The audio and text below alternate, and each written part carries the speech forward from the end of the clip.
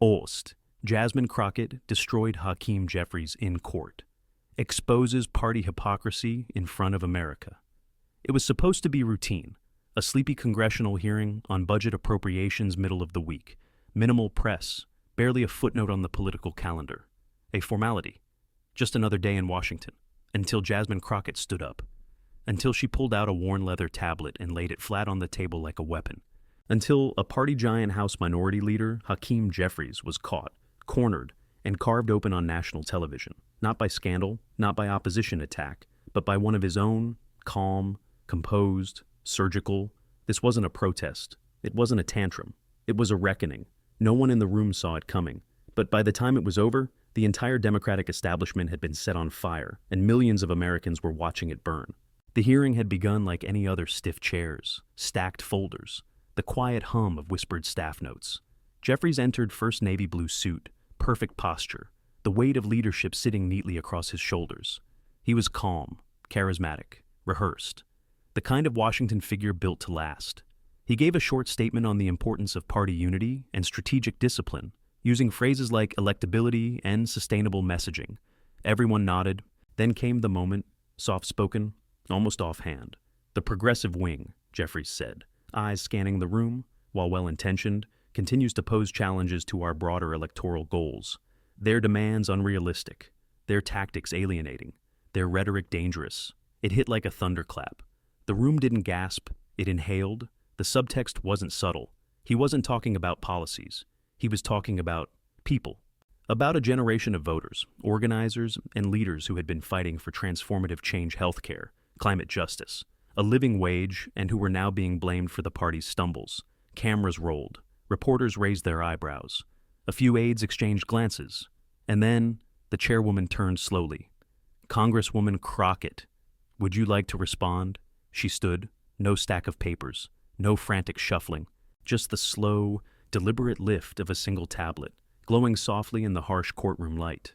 Thank you, Madam Chair, Crockett said, her voice low but resonant. And thank you, Leader Jeffries, for finally saying out loud what too many have whispered behind closed doors. Her eyes locked with his. She didn't blink. I came here today prepared for budget testimony, but what I heard just now was not about numbers. It was about narrative. So, let's talk about it. A pause. I brought receipts, and then she began, not with an insult, not with a rant, with data. Slide 1, a chart DNC internal polling from swing districts. Voters under 40 supporting progressive policies by double-digit margins. Slide 2, campaign finance disclosures over $200,000 in pharmaceutical PAC money accepted by Jeffries in the same quarter he helped dilute a drug pricing bill. Slide 3, a quote. His own expressing strong support for a 15th minimum wage. Beside it, the amendment he introduced with a poison pill clause that guaranteed its failure. The room contracted. Jeffries shifted in his seat. He straightened his jacket, cleared his throat. Congresswoman, I believe you may be mischaracterizing the strategic decisions involved. She cut him off not with volume, but precision. I'm not interested in characterizations. I'm interested in patterns. And the American people are interested in accountability. She tapped the screen again. Another slide. Let's talk about climate policy, she said, her voice still steady. Because while you were promising action, you were also receiving hundreds of thousands from energy sector donors who fought against the very provisions that would have delivered it. A flicker, barely visible. Jeffries' eyes narrowed. The staffers behind him leaned in. Phones buzzed under the table. Crockett didn't stop. She pulled up a heat map vote tallies showing progressive candidates outperforming moderates in key swing states by an average of 5 points in the last cycle. Radical. She repeated his earlier word.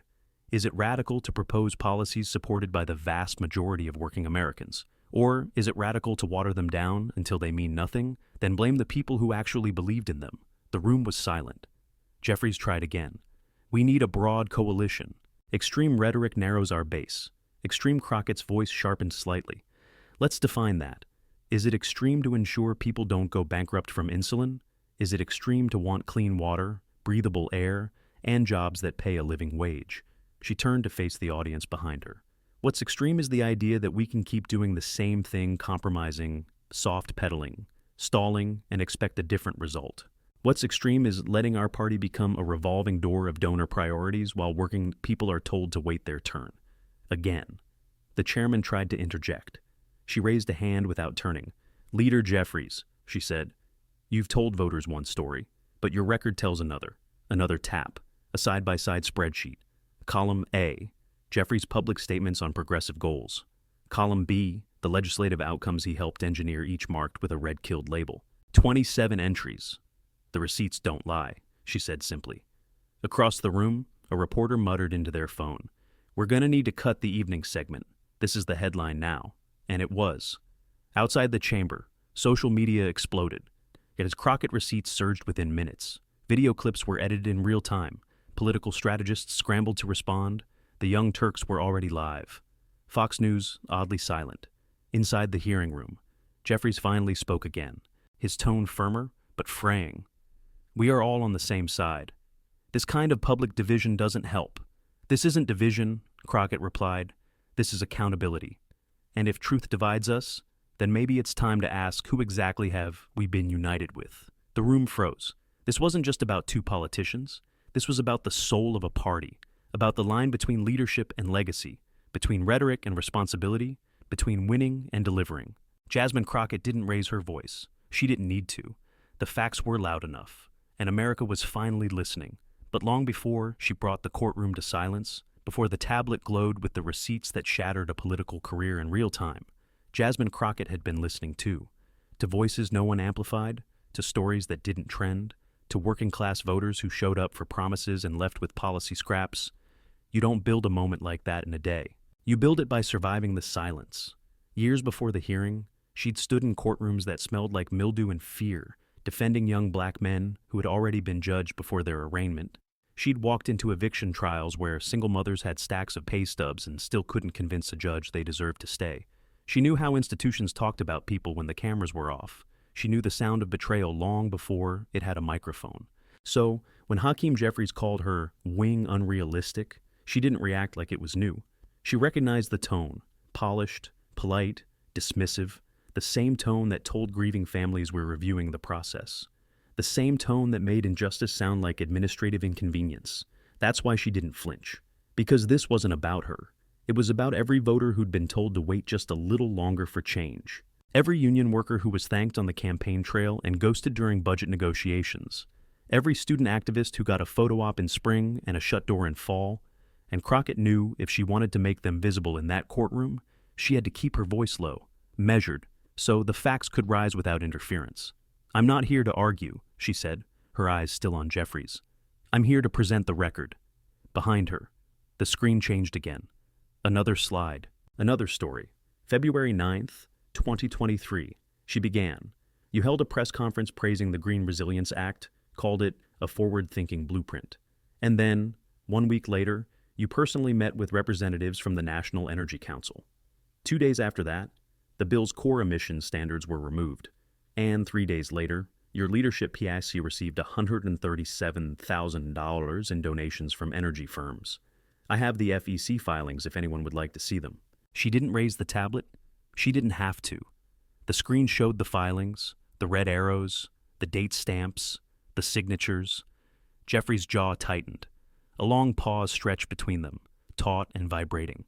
Then he leaned forward. "I have never allowed donations to influence my decisions," he said, voice carefully steady. "These connections are circumstantial and deeply misleading." Crockett nodded slowly. "And yet," she said, "those circumstances seem to repeat themselves, over and over, always when something important is at stake, always when bold ideas get watered down into talking points." The tension in the chamber was electric. Law clerks typed furiously. Phones blinked red with live recording. Even the chairwoman, long immune to capital dramatics, looked up from her notes. Jeffries pressed on. "We have a duty to build consensus, to bring the entire party with us. You can't lead by alienating the center." Crockett's response came without hesitation. "You can't lead by lying to the base." The words were quiet, but they hit like a gavel. "You don't build consensus," she continued, "by saying one thing in front of cameras and doing another in conference rooms. You don't win back trust by gaslighting the people who got you here. We aren't losing because of bold ideas. We're losing because of empty ones." She turned to the gallery. The American people aren't confused. They're betrayed. A few muffled gasps. A whisper. She said it. Crockett tapped her tablet once more. The screen changed again. This time, a side-by-side video playback left Jeffries in a CNN interview, passionately calling for universal pre-K, right, a closed-door committee session where he's shown advocating for a means-tested pilot program that cuts eligibility in half. "We keep making the same mistake," Crockett said. "We tell people what they deserve, and then give them what lobbyists will allow." Jeffries stood. "This is a grotesque misrepresentation." "Then tell us," she said. Not backing down. "Which part is inaccurate?" "The vote. The donation." "The result." Silence. He didn't answer. She looked to the chair. "Madam Chair, may I submit this full documentation into the official hearing record?" The chair nodded, almost mechanically. So ordered, it was done. The evidence was now permanent, filed, archived, public, and still. Crockett wasn't finished. She stepped back from the mic just slightly, her voice now quieter but sharper. "A slow blade. This isn't about Leader Jeffries alone. This is about a culture. A culture that rewards caution over courage, that funds survival but not progress. That turns policies into slogans, and slogans into nothing." She paused. "We have people in this country who are dying because we can't legislate with a spine." The screen changed one last time. A photo. It wasn't a chart or a document. It was a kitchen table, 3 prescription bottles, an eviction notice, a school lunch balance slip taped to the fridge. "This," she said softly, "is why it matters." No one spoke. No one moved. The courtroom didn't erupt. It held its breath. Even Jeffries sat still, because the picture didn't need a headline. It was the headline. A story in a single frame. A lifetime of broken promises, distilled into quiet proof. Crockett looked around once more, taking in the faces of those who now couldn't look away. "We were elected to serve," she said finally. "Not to manage expectations, not to stall, not to hide behind bipartisanship while people are drowning." She picked up the tablet and closed it gently. "This isn't a purity test," she said. "It's a reality check." And she sat down. The silence that followed wasn't awkward. It was sacred. Outside, the tweets had already begun. Inside, not even the air dared move, because the room knew they hadn't just watched a hearing, they'd witnessed a shift, and it had a name: Jasmine Crockett. By the time she sat down, the silence was no longer just stillness. It was surrender. Not a single person in the room could deny what had just unfolded. This wasn't a heated exchange. This wasn't political theater. This was evidence, delivered with such clarity, such unflinching grace, that even the most seasoned strategists in the chamber found themselves blinking, unsure of what to say, or whether they should even speak at all. But Jasmine Crockett wasn't finished. She hadn't come to deliver a monologue. She had come to deliver a reckoning, and the real evidence drop had only just begun. The chairwoman, still stunned, gave the floor back to Leader Jeffries. He adjusted his posture, cleared his throat, and leaned into the microphone with forced calm. "Let me be clear," he said. "We are united in our values. Congresswoman Crockett and I may differ on approach, but we ultimately share the same goals." Crockett didn't respond. She just reached forward, reopened the tablet, and tapped once. The screen behind her shifted. This time, it wasn't a photo. It was a table. Names, dates, bill titles, and vote outcomes, 27 instances where Jeffries had publicly endorsed progressive legislation, then worked behind the scenes to amend, stall, or block those very same policies. Each row had 3 columns: public statement, a quote or tweet supporting the policy, legislative action committee notes, amendment sponsorships, or strategic absences, outcome killed, stripped, delayed, or redirected. This table, Crockett said, is not about strategy. It's about contradiction. She stood again, her tone even more restrained than before. "We talk about building trust with voters," she said. "But trust is not built on speeches. It's built on consistency." She scrolled. Row 4. "I support the PRO Act." Reality abstained from key union vote after meeting with business lobbyists. Row 9. "Climate change is the greatest threat of our generation." Reality backed a procedural maneuver that gutted clean air provisions in the Infrastructure Act. Row 17. "Affordable housing is a human right." Reality co-signed a real estate deregulation package after receiving $72,000 in REIT donations. The room watched, helpless, Because the contradictions weren't hypothetical. They were tangible, traceable, and damning. Jeffries tried to interrupt. "Congresswoman, I will not sit here and be accused. No one is accusing," Crockett said, without turning to him. "I'm simply reading from the record." She paused for effect. "And the record doesn't lie." The tablet clicked again. A video began to play. Footage from a private leadership caucus meeting leaked just months prior. In the clip, Jeffries could be heard saying, "We can't let the far left dictate our platform." The media loves their energy, but donors need assurance we're still the grown-ups. The room shifted. There it was on tape. The soundbite that stripped away every layer of polished deflection. No spin, no plausible deniability, just motive. When the video ended, Crockett looked up. Her gaze swept the entire chamber, pausing briefly on each of the senior party members who had looked away when she first rose to speak. "This isn't about being the grown-ups in the room," she said. "This is about being honest in the room." She turned back to Jeffries. "You've called our ideas radical. But I have a question. Leader Jeffries, what do you call a healthcare system that bankrupts cancer patients? What do you call a housing market where teachers can't afford rent? What do you call it when 3 men own more wealth than the bottom half of this entire country?" She let the question sit there, unanswered, because from where I'm standing, the only radical thing is pretending this is acceptable. By now, the hearing room was packed. Word had spread like a contagion, staffers lining the walls, cameras pushing closer, journalists live tweeting every breath. On screen, Crockett queued up a final exhibit, a map, states in deep red, districts with high poverty, low healthcare access, crumbling infrastructure, many of them blue, many of them black, many of them ignored. "These are the districts where your compromises fall hardest," she said, "where watered-down bills don't just mean disappointment, they mean death." She tapped again. This time, the slide showed a single quote, hers. "Reform doesn't trickle. It demands," and underneath, bolded in white, "If we are too afraid to deliver what we promise, we shouldn't be leading." The chairwoman called for order. She could see where this was going. The media buzzed like a hornet's nest, every reporter leaning in, every tweet more explosive than the last. Jeffries, visibly flustered now, stood again. "This is character assassination," he said sharply. "Cherry-picked data, out-of-context videos. This is reckless and dangerous to our party's unity." "You're right," Crockett said, interrupting for the second time in the entire hearing. "It is dangerous, not because it's false, but because it's true." Then she turned, walked slowly to the witness desk, and opened a folder she'd carried beneath the tablet. Inside, a full printed report from the Democratic National Committee's own internal voter analytics division. The cover read, "Progressive Policy Impact in Swing Districts, Post-2022 Election Analysis." She lifted it, placed it on the center desk, and stepped back. "I'm entering this into the official hearing record as well." No one stopped her, because no one could. The report wasn't a progressive blog.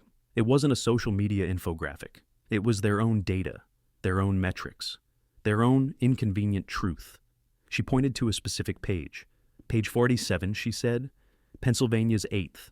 A progressive candidate outperformed their moderate primary challenger by 6.3 points in general election head-to-heads. Same in Michigan's 7th, Wisconsin's 3rd. She closed the report with finality. "The voters aren't scared of progress," she said. "They're scared of being lied to. Again." It was quiet again. No one reached for rebuttals. No one moved to defend the establishment. They knew. The story wasn't hers anymore. It was theirs. And every word she spoke, every number she cited, every contradiction she revealed was no longer just about politics. It was about survival, for the movement, for the message, and maybe, finally, for the truth. Outside the chamber, a CNN reporter whispered to their producer, "We're watching a transfer of power, and it's not symbolic." Inside, Crockett stepped back to her seat. She didn't smirk, she didn't bask, she just looked down, breathed in, and waited. Because the final blow hadn't landed yet, but it was coming. And when it did, it would be permanent. Because Jasmine Crockett wasn't just dismantling a leader's legacy, she was putting the entire party on trial. And now, she was about to deliver the closing argument. The chairwoman cleared her throat, preparing to move the hearing forward, perhaps hoping to diffuse the mounting tension. But Crockett raised a finger gentle, composed, and the room hushed again, like muscle memory. She didn't ask for silence. She commanded it without trying. "I appreciate your patience," she said. "But before we adjourn, I'd like to address one final matter. There was a stillness in the room of anticipation, not exhaustion. No one looked at their watch, no one whispered, because they all knew this was it. The moment that would echo long after the cameras stopped rolling. Crockett tapped her tablet one last time. The screen changed. A single phrase filled the display in bold, white font: conflict of interest, campaign finance, and legislative obstruction. She turned, slowly, back toward Jeffries. "This isn't personal," she said, her voice flat but firm. "It's procedural." And then, calmly, methodically, she began to read. In the 2022-2024 cycle, the Office of Leader Hakeem Jeffries received $218,000 in donations from pharmaceutical companies, including PACs directly tied to 3 of the top 10 insulin manufacturers in the world. A few eyes in the room widened. Reporters leaned forward. "This was the same period," Crockett continued, "in which legislation capping the price of insulin was gutted in committee under your leadership." Jeffries shifted uncomfortably. "You told voters that the bill would return in revised form, that the party would fight for it harder, smarter, later. 2 years have passed." She paused. "No revised bill, no cap, just price hikes. And now," the slide changed again. A bar graph, simple, stark. It showed the correlation between donor contributions and key legislative deaths: climate, labor, healthcare. Each spike followed by legislative silence. "Some might call this circumstantial," she said. "Others might call it strategic. But to the millions of Americans drowning in debt because of your decisions, it looks a lot like betrayal." Jeffries opened his mouth to respond, but she kept going gently, ruthlessly. "And this isn't limited to healthcare." Next slide. In Q3 of 2023, while publicly advocating for a stronger green energy standard, your office received over $300,000 from fossil fuel-aligned corporate PACs. Within 6 weeks, climate provisions were removed from the infrastructure bill. She turned to face him directly. "You personally reassured members of the Progressive Caucus that these provisions would return in standalone legislation. They never did." Jeffries stood slowly, a visible tremor in his hand as he adjusted his tie. "Congresswoman Crockett," he said, his voice low but strained, "these are complicated issues. You're presenting them as black and white." Crockett stepped forward slightly, just enough for the microphone to catch her without needing to raise her voice. "They're not black and white," she said, "but the pain they cause is." Then she did something no one expected. She turned her back on Jeffries, faced the camera, the audience, the country. "This isn't about insider strategy," she said. "It's about the people outside this room." She pointed at the gallery screen. Images flickered. A coal miner in West Virginia holding an inhaler he could barely afford. A nurse in Detroit walking home after a double shift because her bus route was cut. A teacher in Phoenix holding a cardboard sign: "I educate your future for $38K a year." "These are the faces of our consequences," Crockett said. "Not the lobbyists, not the donors. The people who trusted us, who believed us, who showed up when it mattered." The screen shifted one more time. Now, side-by-side video Jeffries during campaign season, promising support for union protections, and, beside it, a leaked recording of a strategy session in which he advised caution around labor votes to avoid economic backlash. Crockett turned slowly back to him. "We don't lose elections because of bold promises.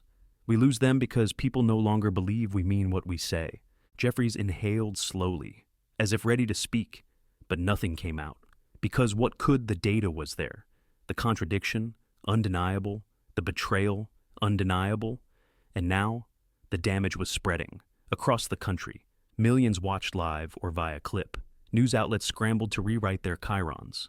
Leadership in crisis. CNN typed in red. The hashtag #Crockett receipts had already hit 62 million impressions. Alexandria Ocasio-Cortez reposted the insulin chart with a caption: "Truth doesn't shout, it shows up." Bernie Sanders released a statement before the hearing even ended. The Democratic Party has a choice to make: accountability or irrelevance. And still, Crockett stood. One last moment. She reached into the folder again, withdrawing a final sheet, just one. "This," she said, holding it up, "is a pledge." She turned to the chair. "I'd like to read it into the record." The chairwoman nodded, visibly stunned. "It's a draft resolution to require all party leadership to publicly disclose legislative conflicts of interest tied to donor contributions exceeding $50,000. To require real-time public notice of policy negotiations involving sectors with active campaign financing.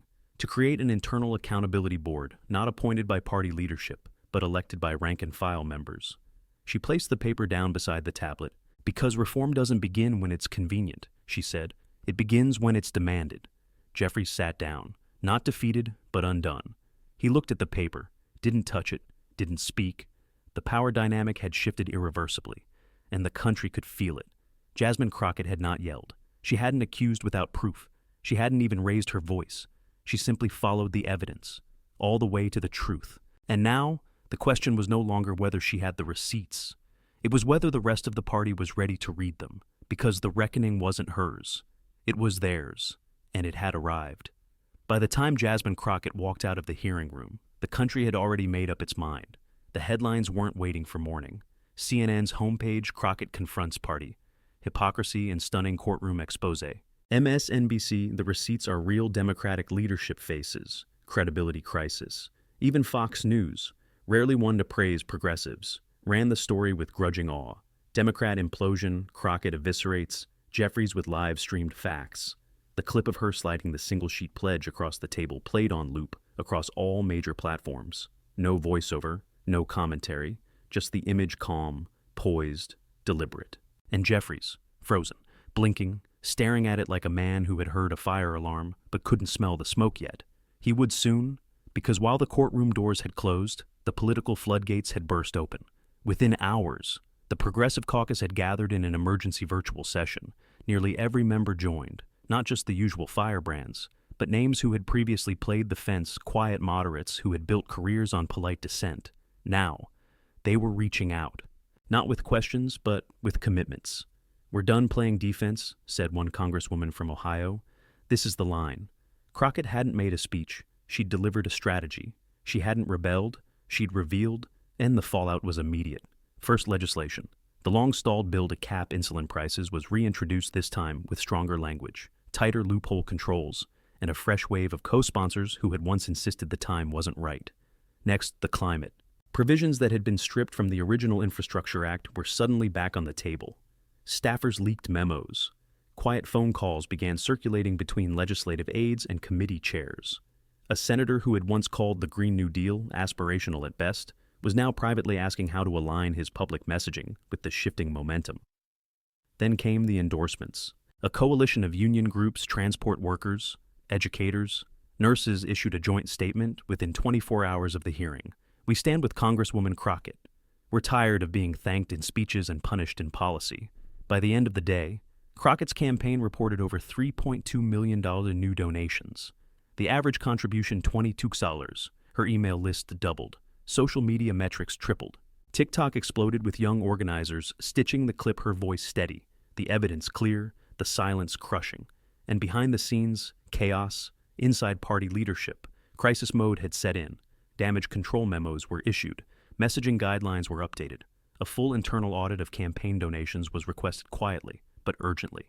Senior aides began distancing themselves. Some deleted old tweets. Others privately offered to reframe previous votes. And yet, nothing could stop what had already started. Because the confrontation had done something rare, it made people feel something other than exhaustion. It made them feel clarity. People who had long tuned out from politics suddenly tuned in, not because they were entertained, but because they were recognized. For every voter who had watched their bills pile up while billion-dollar companies got bailouts, for every young person told to vote blue no matter who, only to be told their ideas were too loud, too fast, too much. For every community that had heard promises every election cycle, then heard excuses after, Jasmine Crockett hadn't just brought receipts. She brought validation. And in doing so, she shattered the illusion that accountability was partisan. She made it human. At a morning rally in Dallas, 2 days after the hearing, Crockett stood before a crowd of over 8,000 people, her largest in-person audience since her election. She didn't start with a chant. She didn't start with a slogan. She started with the same words she ended the hearing with. "This isn't a purity test. It's a reality check." The crowd roared. Beside her stood nurses, fast food workers, gig drivers, teachers, each holding signs that read, "We are the receipts." Media outlets speculated that Crockett had unintentionally launched a new movement, but for those who had followed her closely, nothing was accidental. Every word was chosen. Every silence was loaded. Every slide sourced. At Howard University, a political science professor paused her lecture to play the entire hearing clip to her class. "Watch how she never shouts," the professor said. Watch how she doesn't blink. That's not just strategy. That's a shift in power. At a Brooklyn barbershop, the video played on loop. She cooked him, one man said, shaking his head. No, another corrected. She served him cold. Twitter now. X boiled with memes, edits, testimonials. A new trend emerged, people filming themselves saying, I brought the receipts, before revealing some small act of calling out injustice at work, at school, even within their families. It wasn't political fandom. It was political fluency. The country hadn't just watched a debate. They had witnessed a blueprint, and the pressure was mounting not just on Jeffries, but on every leader who had long relied on proximity to power as a substitute for authenticity. Suddenly, the question wasn't who leads the party. It was who serves the people. Moderates scrambled to respond. One senator from Delaware issued a statement. While I don't agree with everything Congresswoman Crockett proposes, I believe her passion represents an important voice in the Democratic coalition. Why? Translation, she's winning hearts and maybe votes. The White House was silent, at least for now, but internal leaks suggested aides had briefed senior advisors. The term Crockett moment had already entered official talking points. One staffer reportedly described it as a wake-up call we can't afford to ignore. And what of Jeffries? He returned to Capitol Hill 2 days later. Quiet, no press, no prepared remarks. When asked by a journalist whether he intended to address the claims Crockett had made, he paused. I've always supported what's best for the American people, he said. But this time, even his own party didn't echo the line, because something had shifted. Not just the polls, not just the headlines, the moral weight, and you can't pull your way out of that. In lunchrooms, classrooms, church basements, and union halls, the same sentence echoed across America. Finally, someone said it, but Crockett wasn't done. The resolution she'd placed on the hearing table, quiet, unassuming, direct, was gaining signatures. As of that morning, 57 members had co-sponsored it. The accountability pledge was real, and it wasn't a shot across the bow.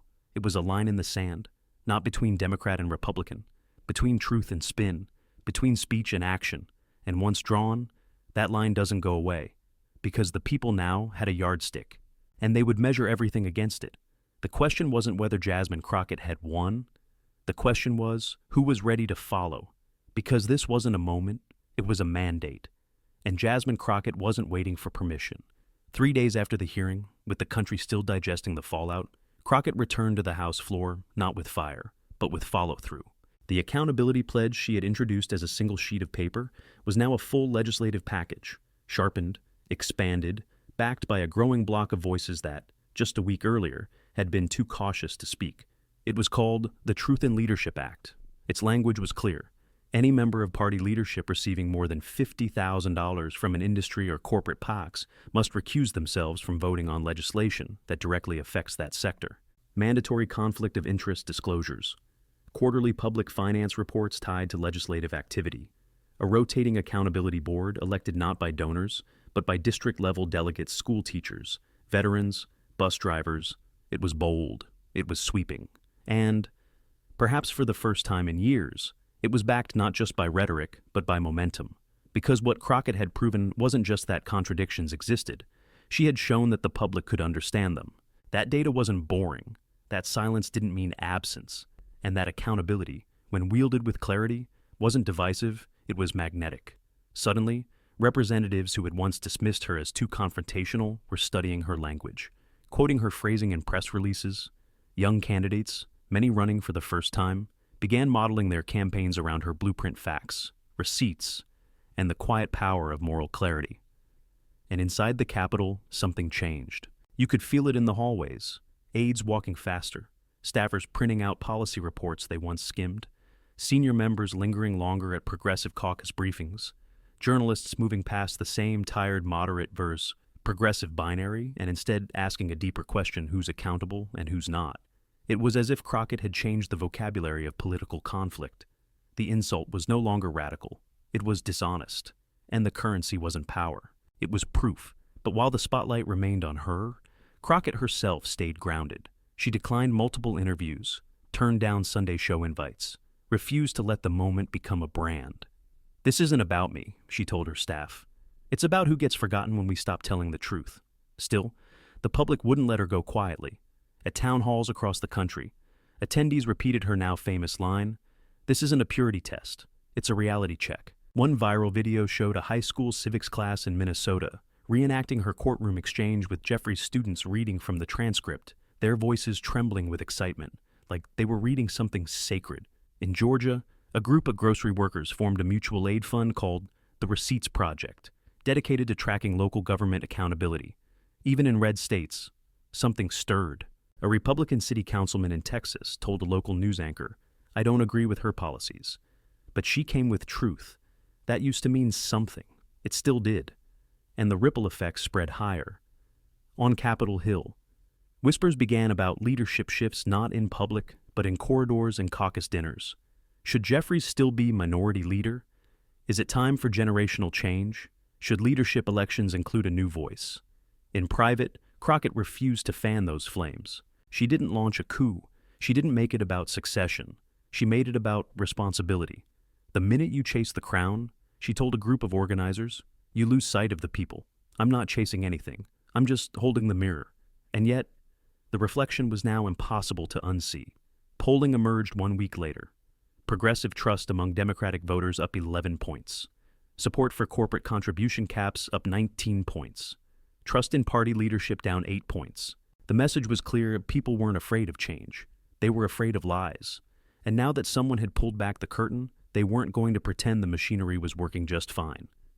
Back on the House floor, something remarkable happened. A centrist Democrat from Pennsylvania, a reliable party line vote for years, rose to speak. He cited the insulin chart. He referenced the climate donations. He ended by saying, "I didn't come to Washington to become numb." I thank the Congresswoman from Texas for the reminder. A murmur swept through the chamber. Crockett didn't move, didn't nod, just kept writing in her notebook. She knew what it meant. It meant the mirror was being passed. The moment she had created, fueled by evidence, restraint, and deep moral clarity, was no longer hers alone. And that, perhaps, was the point all along. That power doesn't change hands when someone yells the loudest. It changes when someone tells the truth so clearly. No one can look away. The chairwoman of the hearing committee, who hadn't spoken to the press in 3 years, finally broke her silence. She gave an interview to NPR and said, "I've seen a lot of grandstanding in my time. But this wasn't that.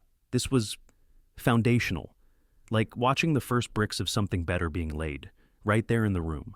And outside of Washington, the people responded not with applause, but with action. Local chapters of the Democratic Party added Crockett's pledge to their bylaws.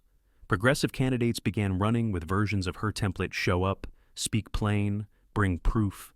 Even conservatives long hostile to the progressive message found themselves acknowledging what had happened. One right-wing radio host said on air, "I disagree with 99% of her platform. But if our guys got called out like that, with that kind of documentation, I'd expect answers too. That's not left or right. That's called being accountable." And for Jasmine Crockett, it all came back to that word. Accountable, not just for votes, but for promises, for silence, for decisions made when no one is watching except maybe a staffer with a spreadsheet and a conscience. 2 weeks after the hearing, she returned to Texas for a town hall.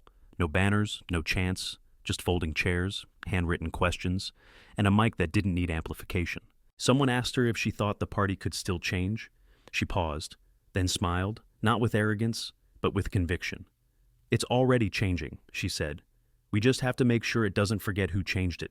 She walked off the stage, no anthem, no slogans, just a woman with a tablet in her bag, walking into the night, still carrying the receipts. And across the country, the quiet churn of democracy felt for the first time in a long time like it belonged to the people again.